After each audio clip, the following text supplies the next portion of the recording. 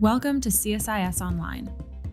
The way we bring you events is changing, but we'll still present live analysis and award-winning digital media from our Dracopolis Ideas Lab. All on your time, live or on demand. This is CSIS Online. This is a webinar on the CSIS Commission on the Korean Peninsula, recommendations for the U.S. Korea alliance. Before I introduce the commission members, all of whom are probably well known to you, I thought I would begin by just explaining a little bit about the context of how we came to write this report. With just about a year left in the Moon administration, and with a new administration coming in the United States, we thought that it would be useful to do an analysis that sort of took stock of the U.S. Korea alliance in the context of a changing geostrategic environment with regard to the question of North Korea, with regard to Chinese coercive behavior in the region, with regard to changing trade patterns and new agreements being reached, some of which didn't include the United States, the pandemic, of course, and a whole host of other issues. With limited time left in the Moon government and with a new government in the United States coming in, we thought it would be useful to do a report that took stock of this. So we pulled together, CSIS did a bipartisan commission of experts, scholars, and former policymakers from the US government. And we spent about 2 months in meetings talking about the future of the relationship, how it fits in US strategy in Asia, it's in the importance of the alliance in the region and more broadly in the world. We consulted with a wide group of South Koreans, not in person, but largely by Zoom webinars from all sides of the political spectrum to hear their views. And then over the course of a couple of months, we put together this report, which will be available to you if you've not already received it. We can certainly send it to you, that offers some thoughts about the U.S. Korea alliance and the Korean Peninsula. The co-chairs for the commission are our president and CEO at CSIS, John Hamre, and our trustee, CSIS trustee, and professor at Harvard University, Joseph Nye. Our rapporteur for the project was Katrin Katz, who I'll introduce in a minute, and our secretary for the project was Dana Kim from CSIS. So let me very briefly introduce the commission members. Again, they'll be very well known to you.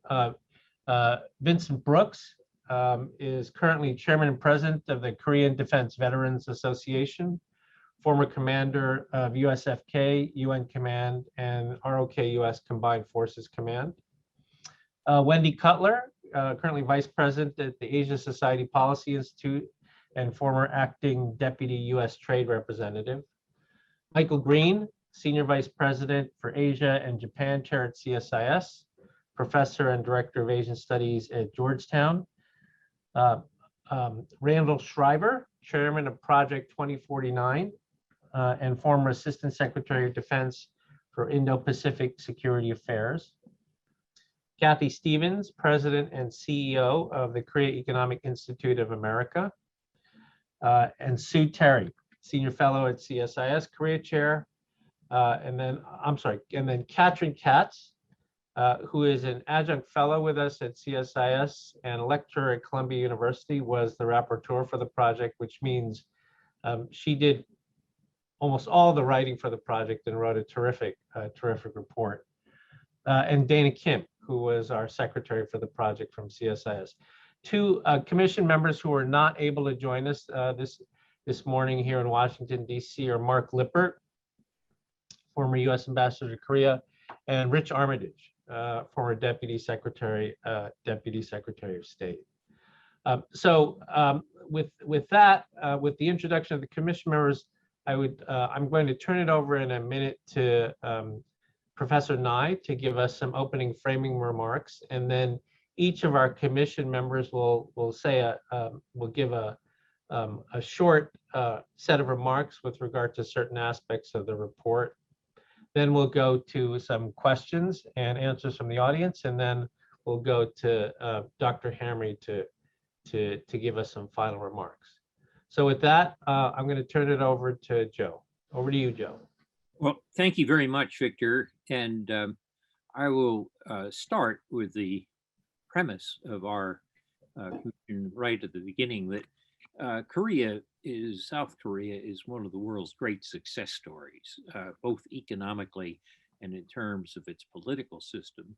And it has managed to accomplish this despite being one of the really geographically unlucky countries in the world, in the sense that it's forever sandwiched in between giant neighbors. But it solved that problem successfully by forming an alliance with a distant great power, the United States, which has no territorial aspirations in the region. And that means that the alliance between the United States and Korea has been a success as well. And the success rests very heavily on the fact that U.S. troops are stationed in Korea. And they're not only there to protect against a potential invasion from the north, but they also produce if you want, a guarantee of a larger point of the United States is committed to extended deterrence of the Korean people and governments. And in that sense, the United States and South Korea are locked in what we called in some of our discussions on the commission, a community of destiny. Any attack or nuclear attack or any kind of attack on South Korea would wind up killing Americans. And in that sense, we cannot divorce ourselves from each other. We are locked, as I said, in this community of destiny. And that's why I thought the recent events subsequent to our report, which was the signing of the SMA agreement on military expenditures and the successful 2+2 meetings of the defense and state or diplomatic parts of the two governments was so important. In other words, if I look at what we're reporting on, we are reporting on a success story. And what our report does is tell us what we have to do to keep it that way. So this is some broad framing remarks, but I'll let the rest of the commissioners spell out more specific points. Thank you, Joe, for those great framing remarks. And now I would like to go to General Brooks. Okay, thanks very much, Victor. And it's an honor to be with everyone today. Thanks for dialing in to hear the results of our work. Great honor to be part of this commission. I'll build on some of the things that Joe and I just talked about, and I'll focus on extended deterrence. First, I would say that extended deterrence must be viewed as a reality. It's real, but it is challenging, as we discussed, to convince really the beneficiaries of extended deterrence, who are our allies, of that reality. And as a result, it must be frequently affirmed in dialogue, as it was recently by Secretary Austin in his recent trips to Japan and Korea, and also in actions that cause it to become more tangible. And that happens through senior level military exchanges and through confidence building activities that make it very clear that it's something that our allies can count on. As Joe just talked about, there is a community of destiny, a shared destiny between the two countries. And we did discuss this quite a bit. Both countries have people in harm's way, and it is for them that extended deterrence actually provides protection. And it's important to highlight the affirming presence of the United States military there, but not only the military, somewhere around 30,000, but the hundreds of thousands of American civilians who live there, who study there, and who work in the Republic of Korea today. We further talked about the capabilities for extended deterrence themselves. They need to be upgraded, and that is in both countries, particularly the defensive measures, but even from the U.S. perspective, some of the offensive measures that are nuclear, and in South Korea, some of the offensive measures that are not nuclear. And there must be an improvement in coordination between the two countries when it comes to these measures for applying extended deterrence. And finally, I would say that the alliance really has to energize the existing channels of communication. Prime among them would be the Extended Deterrence Strategy and Consultation Group. This is an existing body, but it needs revitalization. And we believe that it's important to use such a mechanism to have a continuous dialogue about extended deterrence and to create the conditions of consultation that are so important in an alliance. And at the same time, to recognize that there may be new mechanisms, new channels of communication that must be developed as well if they're needed. So I'll stop at that and hand back over to you, Victor. Thank you. Thank you, General Brooks, for those remarks. Now the next commission member we'll go to is Wendy Cutler. Thanks, Victor, and thanks to CIS for including me in this project. I think we, in a short period of time, we accomplished a lot. I just want to briefly talk about our economic and trade relationship. I was struck to see that it was mentioned in the 2+2 joint statement, where both sides talked about the need for a robust economic and trade relationship, but also the need for economic cooperation on future-oriented issues. And that's really what this commission talked about. I think we all agreed that KORUS has successfully added an economic pillar to our overall alliance. But what we need to do now is to build on KORUS, and particularly as we look at regional and global economic challenges, there's a lot that U.S. and Korea can do together. And indeed, we identified a number of those areas that I'll briefly touch upon.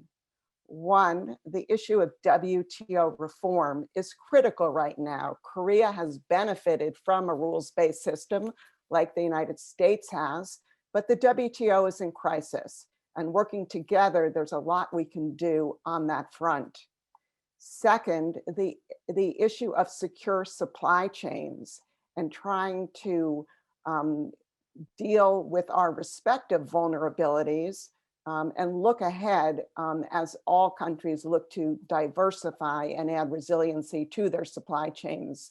In the obvious sector of semiconductors, there's work we can do here together with respect to supply chains, but it shouldn't be limited to semiconductors. We also talked about the importance of the climate change agenda and how trade can contribute to that, particularly with respect to lowering tariffs for environmental technologies, reducing fossil fuel subsidies, and bringing the climate change agreement into trade agreements. Furthermore, we discussed the whole issue of advanced technologies and digital trade, where we share a lot of common interests and strengths, and particularly in the Indo-Pacific region, where a number of countries, including the United States and Korea, have bilateral agreements or are working on bilateral agreements. There's a lot that we can do together to thread these agreements together and help set the standards and set the norms and rules for trade in these important sectors. And we also touched upon how we can work together to address the China challenge.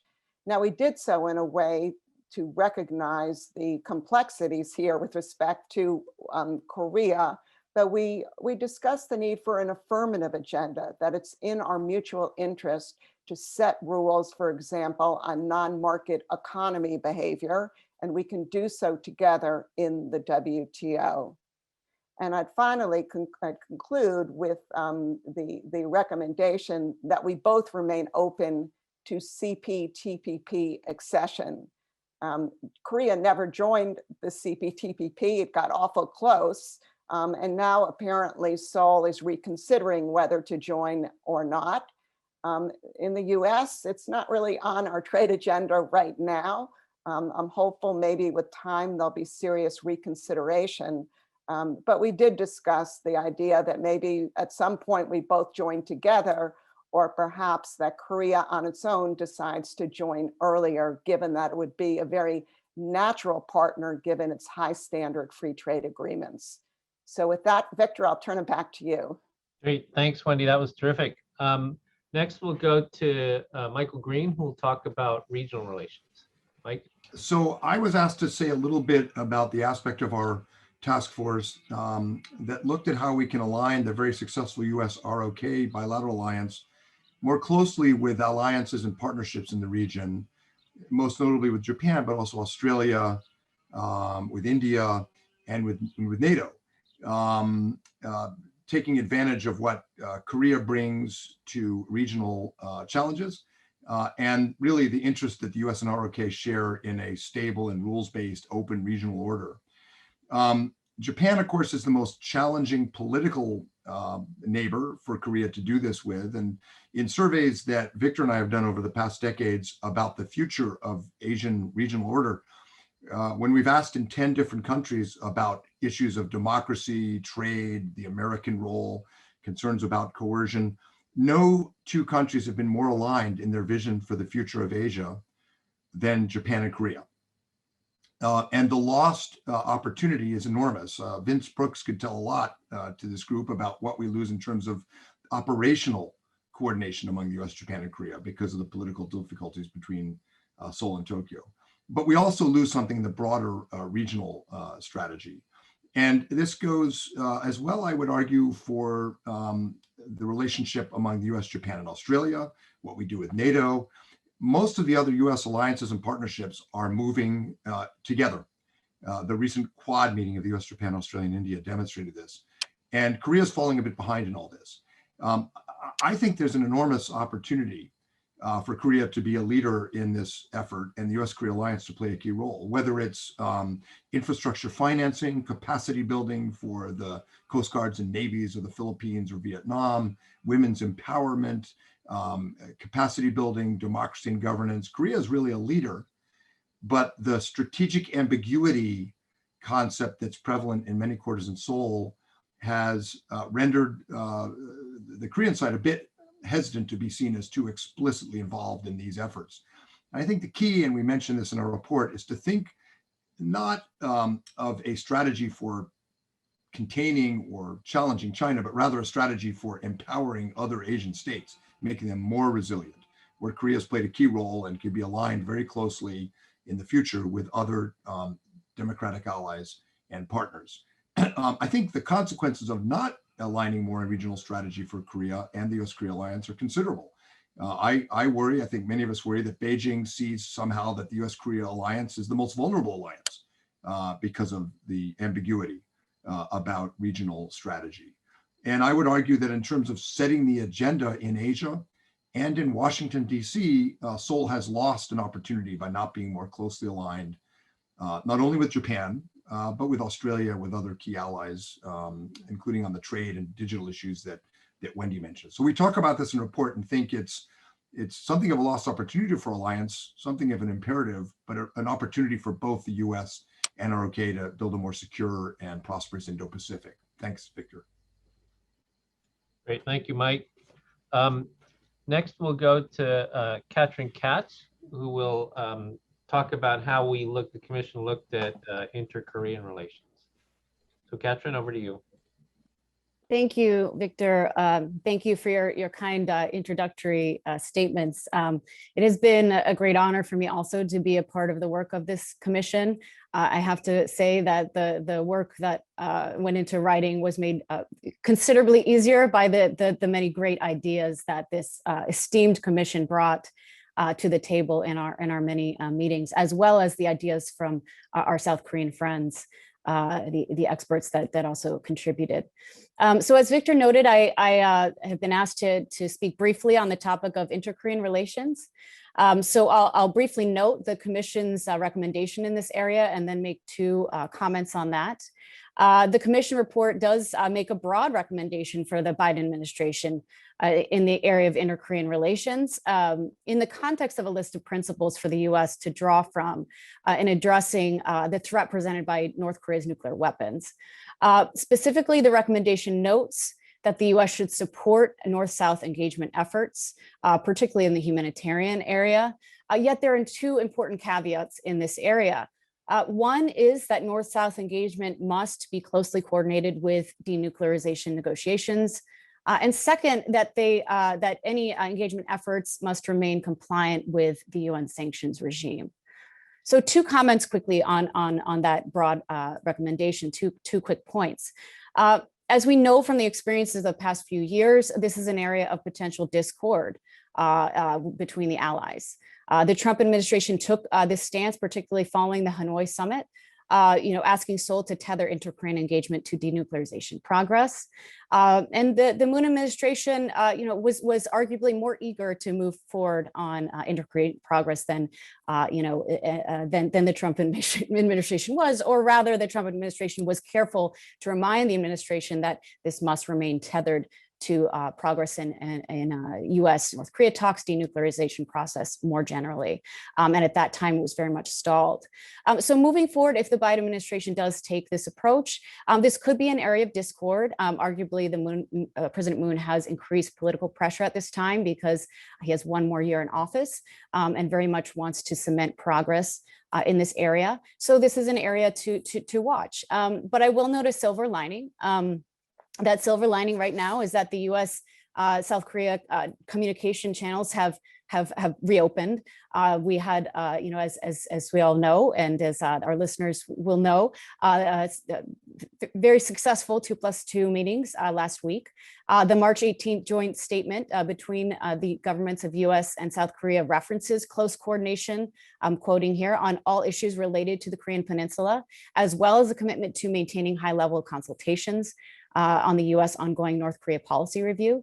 And furthermore, the allies have expressed openness to engage on a broader range of issues as well.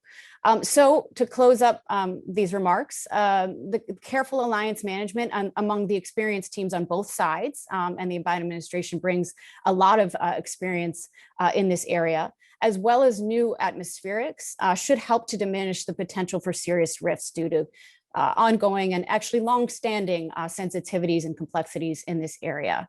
The stakes arguably are as high as ever in this relationship, and both sides do recognize that. So I'm personally hopeful that this can be an area where new opportunities for coordination, close coordination, can be found in the weeks and months to come.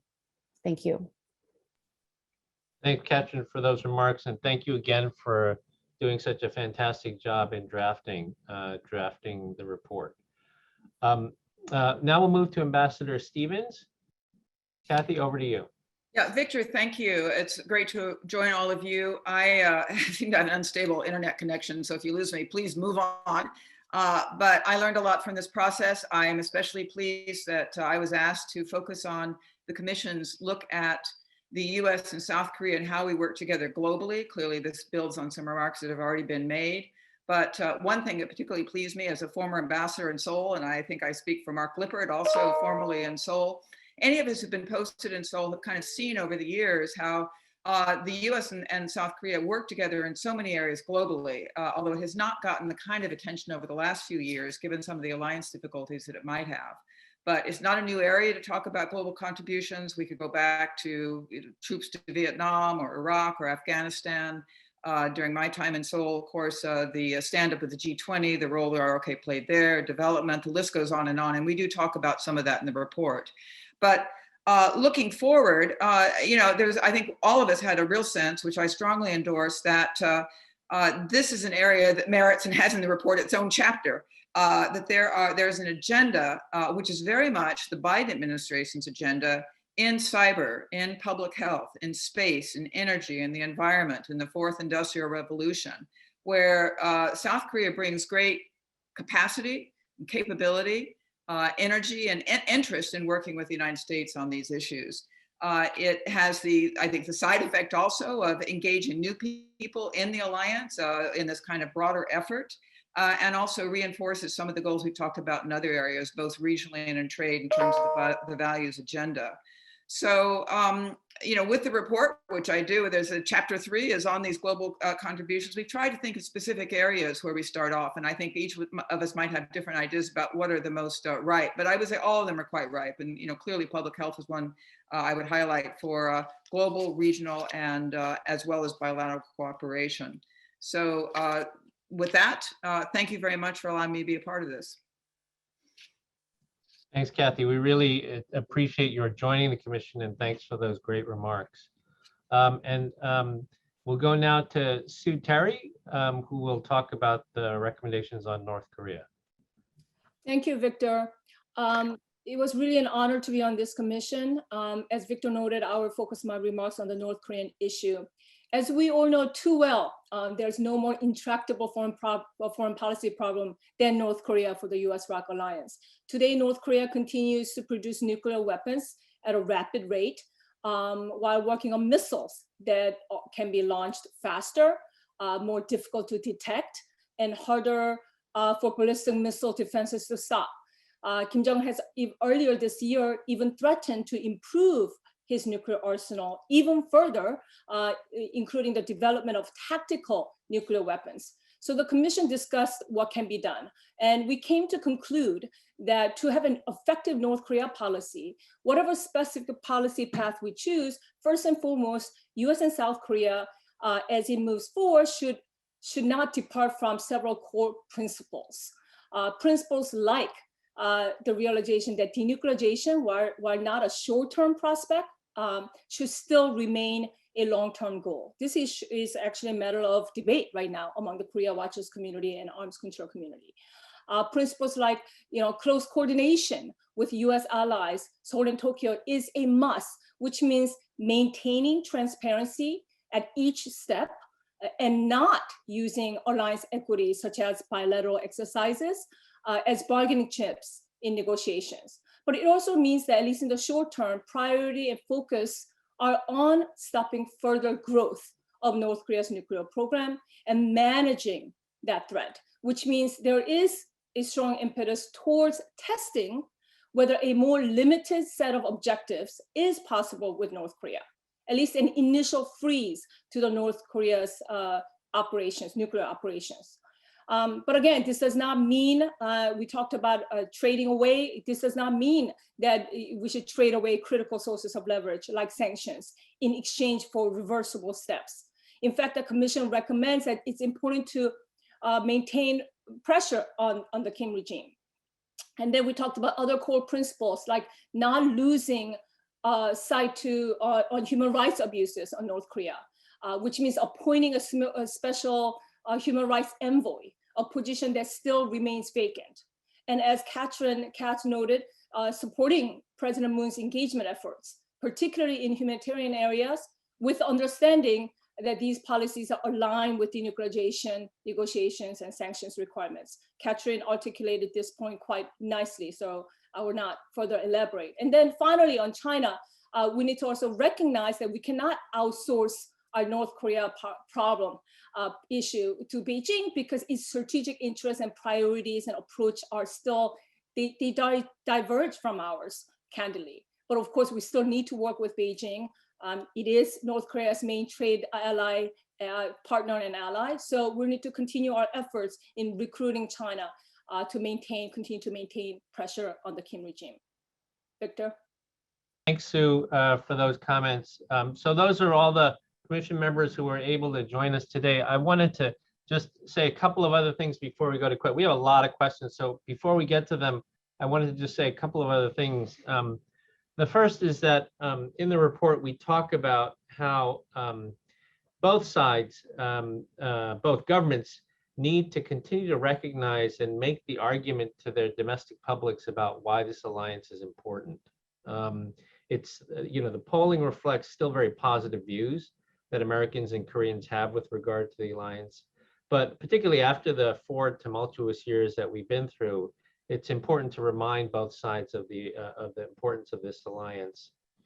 Second, a point that one of the commissioners made, and I don't think he would mind my associating him with these remarks, Deputy Secretary Armitage made, was from a more philosophical perspective, and that is that as the United States, we should continue to sort of have a better understanding of South Korea's views on its unique geopolitical dilemma, as well as Korea's history with the United States at this time of reflection in the United States and about the United States' place in the world. Because, you know, Korea's history is one really, as Professor Nine noted, that's been sort of squeezed between the great powers. And for that reason, you know, the United States, we kind of look at the world one way, and Korea looks at the world a different way, and those can create cognitive frames that are sometimes misaligned or dissonant. And so, at least from a U.S. perspective, we should be aware of that, and that would help us with understanding the relationship. And then third, and Mike made reference to it too, is that at a time when the Biden administration is really focusing on the importance of reasserting democratic values and arresting the sort of democratic erosion that we've seen really over the past almost decade and a half around the world, that you know, Korea being one of the most vibrant democracies in Asia, this is a real opportunity, a real growth area for the alliance, because it's not just important for the two allies, but it's one of the ways that the U.S. Korea alliance can provide not just security benefits, but non-security benefits to countries in the region and around the world, whether it's through rulemaking, as Wendy talked about, or whether it's through development assistance, as Mike talked about. It's a real growth area and opportunity for the relationship. So with that, I thought I would start to go to some of these questions, and I will direct them to some certain commission members, but commission members, please feel free to weigh in as you wish. And so the first question is, asks about how the United States will combat North Korean and Chinese efforts to disrupt U.S. alliances in Northeast Asia, namely with South Korea and Japan. I think in some sense, this was the subtext of the 2+2, but I think, Mike, would you like to address this question? You know, the Beijing's view of U.S. alliances after the opening to China in the early 70s was ambiguous. They didn't love them, but they were useful for countering the Soviets. The story of the post-Cold War era is one of China becoming more and more dissatisfied with the American alliance network. And as China has expanded its own military capabilities and coercion against neighboring states, naturally, U.S. allies have started to cooperate more. And the announcement by the summit and deliverables by the Biden administration with the Quad a few weeks ago was one of the more significant diplomatic developments in Asia that we're seeing. And so that's the dynamic. And Korea is in the middle, trying to maintain some kind of strategic ambiguity because of its geographic, especially geographic, but also economic situation, very close to China. It doesn't have the latitude of a maritime power like Australia or Japan. And it's understandable. But I worry, I think a lot of us worry that from Beijing's perspective, strategic ambiguity looks a little too much like neutralism. And so the best way to answer the question for Korea and the U.S. Korea alliance is to find some opportunities to show not what Korea is against, but what Korea is for. And that's why, for example, when Korea helps with capacity building for the maritime forces in Vietnam, it generally does so on its own. Whereas the US, Australia, Japan tend to coordinate more. Korea ought to be more part of that team effort for capacity building to help countries in Asia, not to hurt China. I saw a question about the Quad in the chat. I don't see Korea, or frankly, any other country formally becoming a member of the Quad, but I think you are increasingly going to see countries like Canada or the UK, New Zealand, participating in aspects of what the Quad does.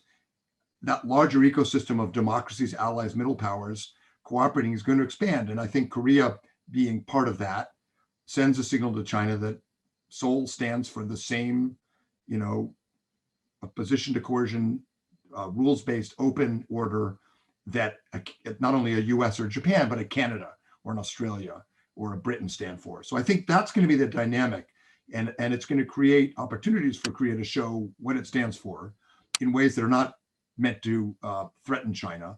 And that's where I would look for ways to counter, frankly, efforts to sort of portray the Korean America alliance as somehow not part of the fabric of Asian international relations. Great, thanks, Mike. The next question that I wanted, there are a couple of questions on North Korea and human rights, so I thought I'd go to Sue on those. And they're essentially asking that the Biden administration seems to be more vocal than the previous administration when it comes to human rights abuses in North Korea. Secretary Blinken talked about it last week while he was in the region. And the question is, to what extent this is going to complicate, or I guess one is, how important is this as a part of the new administration's North Korea policy? And two, is this going to cause friction with Seoul? So, Sue? I do think the Biden administration thinks this is an important issue. Secretary Blinken laid out some of US's North Korea's priorities. And some of the things are what we recommended, right? That US is committed to denuclearization as a goal, that US will not put US troop presence on the negotiating table and so on. And he did talk about human rights issues. So I do think that unlike the previous administration, which was sort of when President Trump first focused on the human rights issue, but it went away, I do think the Biden administration would prioritize this. But I do think that this is a potential source of discord, to be honest, with the Moon administration. The Moon administration has a year left. We know that they feel quite, they're not desperate is not the right word, but they are very eager to make progress with North Korea. We've seen Seoul cracking down on the defector groups and NGO groups for the leaflet activities. So I do think this is a potential discord between Seoul and Washington. And this is why communication and dialogue and trying to have these meetings is important. And I do think, this is something that the Seoul and Washington have to work through. But I think Biden administration is aware of it. And they have expressed to Seoul that it is human rights is an important issue. It's part of the North Korean problem. It's not only the nuclear issue. Human rights is both a problem and part of the solution when we're talking about North Korea. Thanks, Sue. The next question I'd like to go to Kathy on, and I remember, Kathy, when you were ambassador, you always talked about how it was important to maintain dialogue with, I guess the equivalent in Korea would be, sort of both sides of the aisle, not just the ruling party, but also the opposition. And the question here is, Korea has a presidential election, as Sue said, in less than a year. And if there were to be an administration change from liberals to conservatives as a result of the election, how do you think this would impact the U.S.-Korea relationship? Yeah, well, thank you. And actually, before the presidential election, we're going to have a mayoral election for Seoul and Busan in just a few weeks here, which, so the political season, thankfully, I guess, is not quite as long as in South Korea as it is in the United States, but it seems to get longer all the time. I mean, certainly, the other party coming to power, a conservative party, would lead to some adjustments and some changes, I think, in priorities. That said, since 1987, the political, spectrum or the pendulum has swung back and forth in Korea between progressives in power and conservatives in power. And again, those words, for anyone who knows Korea, and I think everyone on this call probably knows pretty well, doesn't really capture, I think, the positions of these parties. So I would say if conservatives came to power, they tend to say that they're the ones who can better manage the alliance. But previous conservative presidents have also been very eager to see if something's possible with North Korea.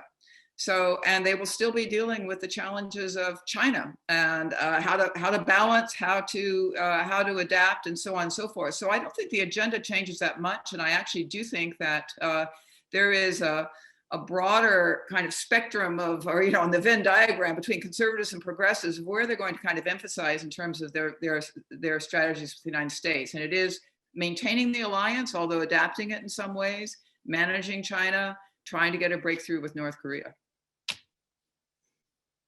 Great, thanks, Kathy.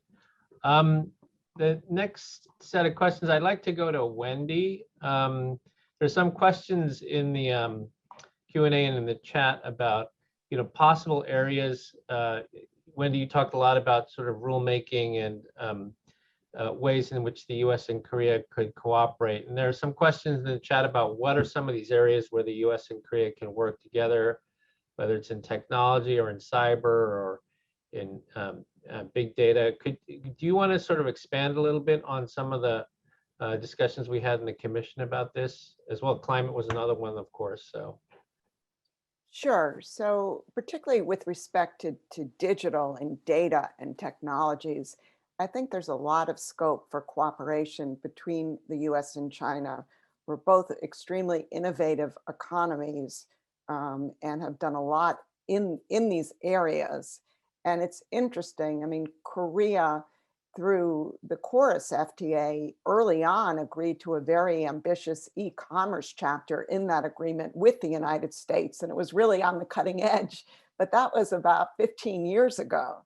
And so there's a lot more that we could be doing in this space. And it's interesting that Korea now is negotiating a bilateral digital deal with Singapore. And these Singapore-centric deals in the digital space closely resemble US efforts in this space with Canada, Mexico, and Japan. So this gets back to kind of my hope is that the United States, working with Korea and others, can find a way to weave all of these agreements together, and that Korea won't be on the outside, but it could really be on the inside at the early stages. So I think that's a great area. And then frankly, when we look at the need to set standards for new technologies, I mean, this is the time, and it's a time where countries with similar views on standards get together and jointly come up with standards so the Chinese standards don't become by default the leading standards in these technologies. And so this is an area we really need to kind of light a fire under everyone, under a lot of folks, including Seoul, to work actively and cooperatively with us and others. Thanks, Wendy. The next question, I'd like to go to General Brooks. If there are other commission members who want to weigh on this as well, because I know we talked about this in our meetings. The question is from Mail Business newspaper, and the question is, some politicians argue that South Korea should also have its own nuclear armament. In the past, the US government opposed it, fearing proliferation of nuclear weapons in Northeast Asia. The question is there any change in the Biden administration, but also General Brooks, your own views on this, given all of your experience on the extended deterrence side and during your time in South Korea? Yeah, thanks, Victor. This is a question that comes up regularly, sometimes from within South Korea's body politic. It tends to be a perspective that some conservatives in South Korea bring forth, and also some progressives. So really both sides of the political spectrum are contemplating this. It tends to be tied to a sense of full control over individual destiny, as opposed to what extended deterrence addresses, and that is about shared destiny and shared responsibility for responses to threats. My opinion is that the provision of nuclear weapons in South Korea would not be helpful, first in the North-South relationship. I think that it would further solidify North Korea's lock-in on their nuclear weapons, which they may be reticent to yield in the first place, to give up in the first place. How do you then resolve the fact that South Korea has them and that South Korea was allowed to have them? Secondly, it changes the geopolitical dynamics, especially with Japan. How would Japan see a nuclear South Korea and North Korea who are pursuing efforts to achieve a normalization of relations, if not actual reunification. How does China view that? And what is the purpose of South Korea having nuclear weapons if it is not limited to solely North Korea? So it begins to open a number of questions that I think will become a more tangled Gordian knot for South Korea than it may anticipate. And my counsel to them has always been, trust the extended deterrence. Come, we'll show you. We'll take you aboard a nuclear submarine if you need that reassurance. And that always did provide reassurance, but it doesn't become universal reassurance. It's for the few policymakers who are actually able to be exposed to it. And we hope that they would provide a contrarian voice to those who would seek to pursue their own nuclear capability in South Korea. Thank you, Vince. For the next question, I'd like to go to Katrin. And the second part of the question was, another question is the difference between the terms denuclearization of the Korean Peninsula and denuclearization of North Korea. How does this relate to the Biden administration's North Korea strategy, and do you see a difference between those two terms, and is it significant? Thank you, Victor. There is a difference between the two terms. On the U.S. side, as Korea watchers will know, we have used both.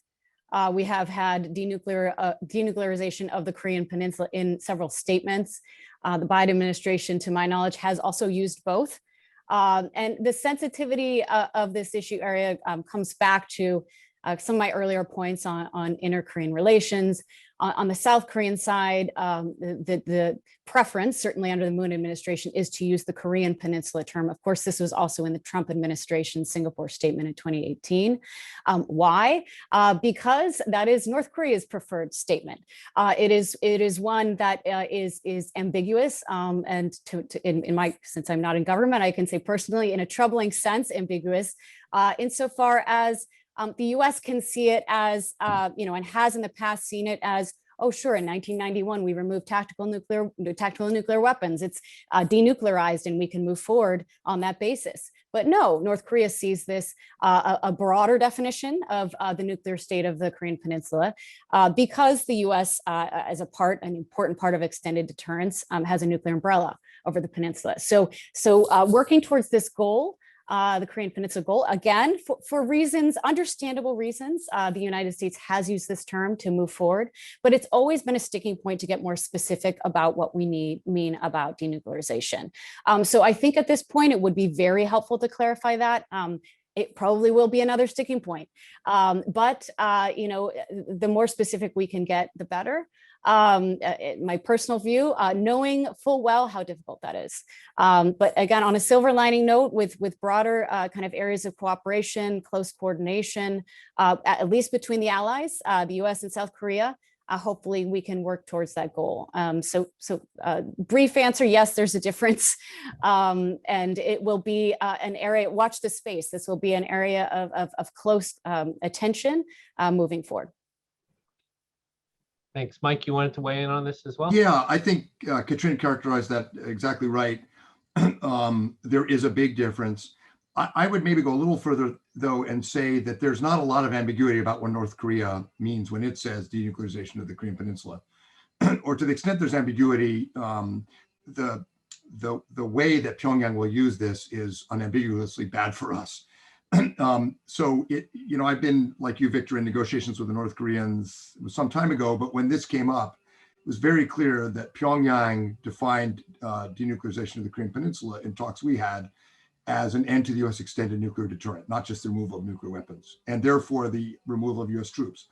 And that has come up in negotiations. And if you look at some of what the North Koreans have said about denuclearization of the Korean Peninsula, they use it as a starting point for, quote unquote, mutual arms control negotiations with the U.S. So one thing that the North Korean definition of denuclearization of the Korean Peninsula is unambiguously not, it is not what we negotiated in the joint statement in the six-party talks. It is not what North and South Korea agreed to in the North-South denuclearization and basic agreements.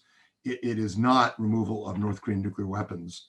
and end of that capability. In the North Korean version, it is tied to American policy, and not just nuclear weapons policy on the Korean Peninsula, but more broadly extended deterrence. It's tied in ways that is meant to ensure North Korea never has to implement it. So I actually think Katrina is right. It's very different, but actually I would just go a little bit further, perhaps. I know Katrina knows this. It's problematic that we're embracing the North Korean rhetoric on this. It's diplomatically easier because they said it, but I think it does nothing to get us further towards actual denuclearization. And the question is excellent because the difference is really very significant. Great, thanks. There are other questions in the chat that I'd like to get to on some other topics, but since we're on this thread, I wanted to go to General Brooks again on another question with regard to North Korea and extended deterrence. The question is, it's from Korea, so thank you for staying up so late in the evening in Korea. But the question is, if it is confirmed that North Korea has developed intercontinental ballistic missiles, what are the Northeast Asian strategies that the United States can take? If North Korea threatens the United States with those weapons, how should the U.S. respond?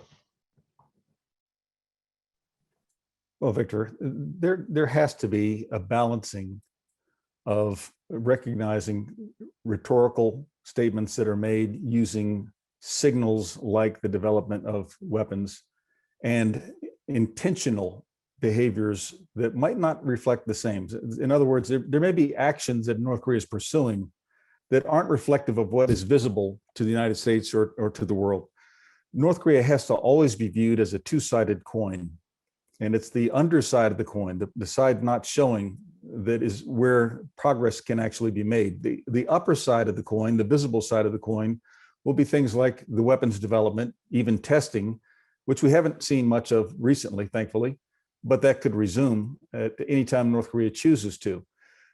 They should be viewed as signals for something else, that North Korea is trying to change the power relationship and the pressure relationship so that they can pursue some other end.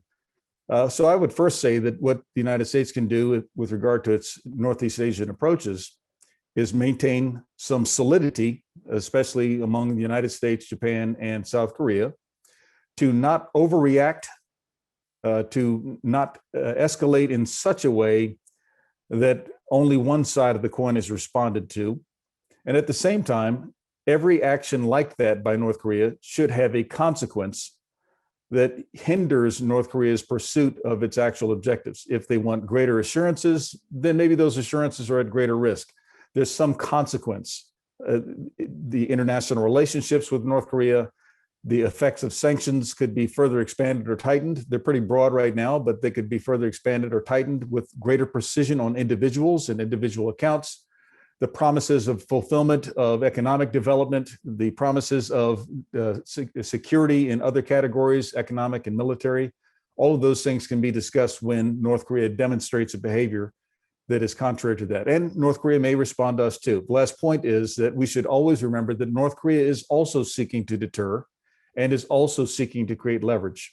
And this is part of the dance. So that's my counsel. Don't overreact to it. Don't be impressed by it. Begin to maneuver from it. Great, thanks. Terrific answer there, Vince. So I'd like to. There are a few other topics in the questions, and I'd like to see if we can get to them all before the end of the time. The first, I guess, more broadly, and it's a subtest to a number of different questions, is the role of China in ROK thinking and how it impacts the alliance. Again, there's some more questions in the chat about Korea and whether it should join the Quad. What are the obstacles to Korea joining the Quad? Still questions about how much the Korean behavior towards the alliance is impacted by the memory of THAAD. So this is a question, I guess, more broadly to the group. It's not to anyone in particular, and you can just put your hand up. I mean, does anybody want to talk or reflect on how we thought about or talked about the whole issue of China in the U.S. Korea alliance, and to what extent China is affecting how, about that is affecting how the South Koreans look at the alliance.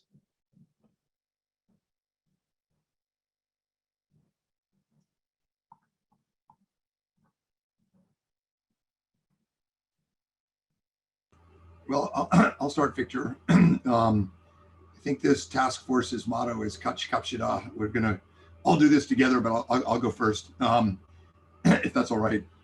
Okay. You know, the surveys you and I have done, including our most recent survey of thought leaders around the world about China. Our most recent survey is on the CSIS website, and we published it late last year. They show a pretty clear threat perception of China from the Korean people and Korean elites. Actually, not that much different from Japan or Australia or some other US allies in Asia. And that clearly increased because of the THAAD boycott, which cost billions of dollars for Lotte and other companies. And so as I mentioned earlier, in these surveys, there is no appetite at all among Korean thought leaders for a Chinese-led order in Asia. And interestingly, in our survey, Korean thought leaders have the highest confidence in the US military's ability to deal with China of any US ally, probably because they know us intimately. So from that perspective, the concern about China is high. That's obvious. The reliance on the US alliance is strong. Confidence in the US is actually quite strong in Korea, and support for the alliance. But you know, THAAD, the boycott happened, and we didn't do much as an alliance about that. We really didn't. Now Australia is under similar boycott from China, and the Australians are asking for more help. And the Australian participation in the Quad was a big part of that. So I think you're going to find that more U.S. allies and partners are looking for ways to dissuade China from that kind of mercantilist coercion. And Korea will not be alone. The problem with that was it was Korea all alone with the US. I think now you're going to see many other countries that are starting to look for ways to counter that kind of coercion. And that relates to my earlier point about Korean participation in the Quad, not joining the Quad, but participation. Korea will be one of a number of middle powers and democracies that are dealing with this problem. And I think I'm optimistic that will give Seoul more options and more cover to deal with the challenge from China that all the surveys show the Korean public and thought leaders recognize fully well. They just have a tough geographic challenge and economic challenge dealing with it. Yeah, I mean, I would just add that in the commission, we talked about how and a number of the commissioners mentioned this about how this discussion should certainly not be framed as an anti-China discussion within the alliance. It should be framed in much more positive terms, just as the Quad was framed in, you know, very specific deliverables about things that mattered to everybody, and was not explicitly about China. And so there are many areas of cooperation for the U.S. and Korea that would, again, you know, frankly, pull Korea back more into the region. I mean, there is a trend right now where a lot of these coalitions are being formed, whether it's on clean networks or supply chains or development assistance or the Quad, where there are stronger and stronger tethers among many of the democracies in Asia, the United States, Japan, India, Australia, and Korea is increasingly less networked into that grouping. And as a trend, that's not a positive trend. That's a very concerning trend. And you try to understand why, and you know, clearly one of the reasons has to do with China because of the fear of Chinese retaliation, but also because of the desire to keep China on side when it comes to North Korea. So, we talked quite a bit in the commission about how best to approach that in a way that is positive and proactive, rather than in a very negative way. There are several other questions in the chat, but I wanted to see if anybody else wanted to weigh in on the China question. Yes, Katrin. You're muted, Katrin. I wanted to note kind of in a broad sense, and I agree with everything Mike just said, but just to kind of back up, one of the overarching principles of this commission, and to echo Professor Nye's great point at the very start, is that this is a report on a success story. And why is that? Well, it's not because this alliance hasn't weathered geopolitical transitions in the past. We're nearing the 70th decade of this relationship that remains, as we've said in the report, in bold, the best tool, the best means at our disposal to address the pressing geopolitical challenges of the day. And those have not remained constant. It's weathered the end of the Cold War. It's weathered similar divides over North Korea policy issues, but again, coming together because the U.S. and South Korea, as well as our regional partners, care very much about denuclearizing North Korea. And so to Mike's point, there are a number of kind of low-hanging kind of fruit, ripe for cooperation issue areas where we can now just move forward. It's arguably something that there will be budget concerns in other areas, certainly with increased needs to spend. Okay, but a lot of these cooperation areas are just a matter of connecting with partners in the region, and that can, we have the means already to address those issues, and it'll make the alliance stronger in addressing this current very serious geopolitical challenge with regard to China. Again, to echo Mike, that South Korea also shares with us, as shown by the surveys. So I'll just make that point on an overarching kind of impression that I had from this report. Victor, could I jump in here? Please. Obviously, China becomes a defining dimension for both of us, both countries, looking forward.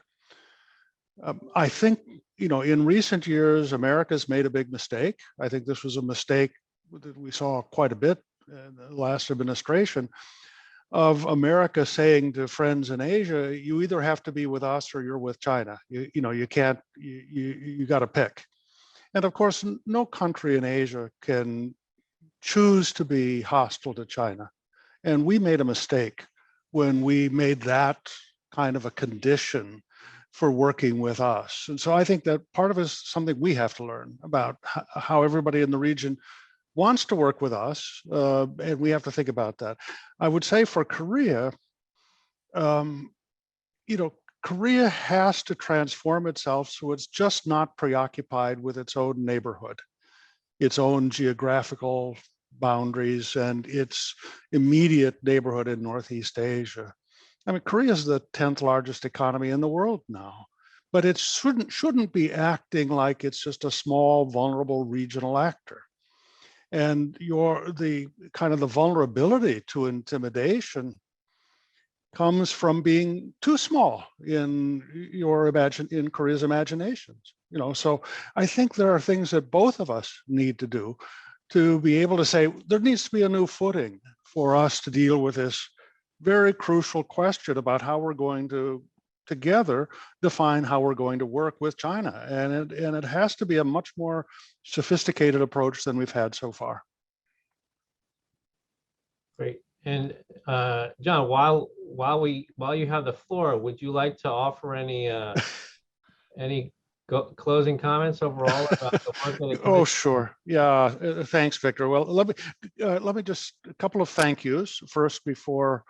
I do want to say thank you to all of my fellow commissioners. My goodness, it's been a real privilege to have this intellectual opportunity with all of you. It's really been wonderful, and of course, very special thanks to you, Victor, to Ketrin, and to Dana for all the hard work in pulling it together. It was really, really valuable.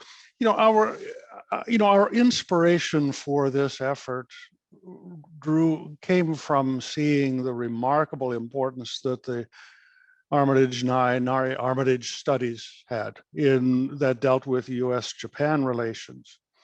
And we said, look, Korea is just as vital, to us as Japan. Why is there no Korea study or project commissioned? So that was the inspiration for it. Now, Americans have kind of a bad reputation for telling everybody else in the world what they ought to do. This commission report, if you read it, is very much about what we, the United States, should be doing.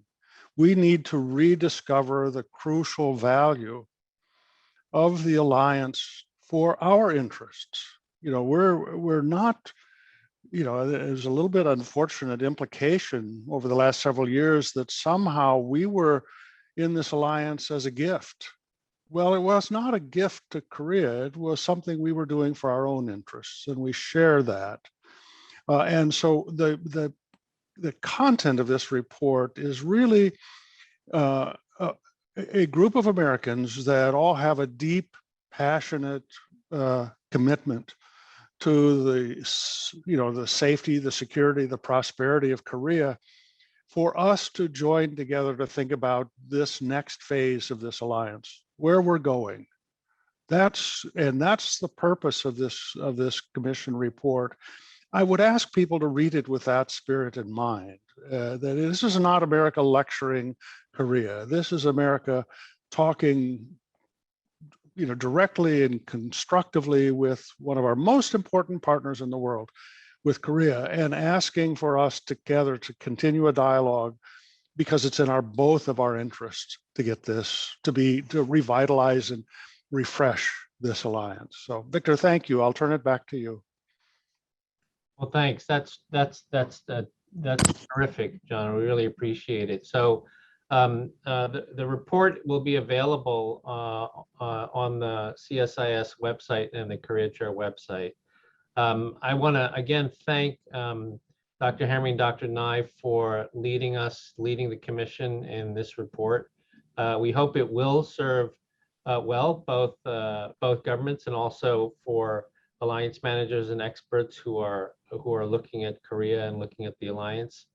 Special thanks to Dr. Katz and to Dana Kim for all their work on the project and putting it together. We couldn't have done it without them. And then, of course, to all of our commission members, Rich Armitage, Vince Brooks, Wendy Cutler, Mike Green, Mark Lippert, Randy Shriver, Kathy Stevens, and Sue Terry. I hope I didn't leave out anybody. I think I got everybody. Thanks so much for doing all of the meetings, sometimes early in the morning, late at night when we are talking with our Korean colleagues. We really appreciate it. And hopefully this won't just be the only, but it'll be the first of future reports that we'll do on the alliance. So thanks to our audience for tuning in from all over the world, and thank you to the commission members. With this, we are adjourned. Thank you very much.